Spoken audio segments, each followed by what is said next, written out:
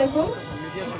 আপনারা সবাই জানেন এই 24 সালে যে গণ অভ্যুত্থানটা হয়েছে সেটা প্রথমে কোটা বিরোধী আন্দোলন থাকলেও পরবর্তীতে যে সরকার পতনের আন্দোলন হিসেবে রূপ নিয়েছে। কিন্তু এটা কেবলমাত্র একটা ব্যক্তিকেন্দ্রিক আন্দোলন ছিল না, কেবলই শেখ হাসিনাকে পতনের জন্য আন্দোলন ছিল না। আমরা চেয়েছি বাংলাদেশে এই বিগত বছরে যে ফ্যাসিবাদী কাঠামো গড়ে তুলেছে এই স্বৈরাচারী শেখ হাসিনা, এই শেখ হাসিনার পাশাপাশি এবং তার দোসরদের পাশাপাশি এই স্বৈরাচারী কাঠামোটি আমরা উপড়ে ফেলতে চেয়েছি এবং পরবর্তীতে যাতে বাংলাদেশে কেউ আর এরকম ফ্যাসিবাদী আর স্বৈরাচারী কাঠামো গড়ে তুলতে না পারে সেরকম একটি বাংলাদেশ আমরা চেয়েছি। কিন্তু তার হলো কোথায়?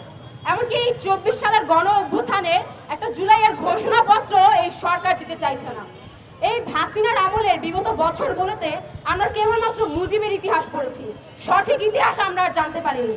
আমরা চাই না এই এত আন্দোলন সংগ্রামের পরেও আরো 30 বছর পর এসে এই ইতিহাসকেও বিকৃত করে দেওয়া হোক, আমাদের এই জুলাইয়ের ইতিহাসকেও বিক্রি করে ফেলা হোক, আর আমরা তা কখনো হতেও দেব না।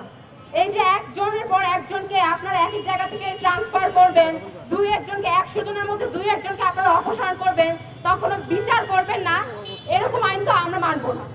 আপনারা গত কয়েকদিন আগে সাবেক রাষ্ট্রপতি আব্দুল হামিদ পালিয়ে গেছিলেন, কিছুদিন পরে আপনারা বলবেন বর্তমান রাষ্ট্রপতিও চুপ্পুও পালিয়ে গেছে, এরকম আইন তো আমরা মানব না।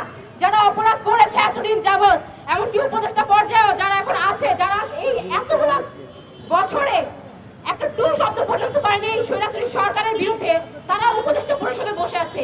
এই যে আনাচে কানাচে অপরাধীরা আমাদের সামনে ঘুরে বেড়াচ্ছে, আওয়ামী লীগের লোকেরা, যুবলীগের লোকেরা ঝটিকা মিছিল করছে, এদেরকে আপনারা এক জায়গা থেকে আরেক জায়গায় পাঠিয়ে দিবেন, আমাদের লোক চক্ষু থেকে আড়াল করে দিবেন, তা তো আমরা মানব না।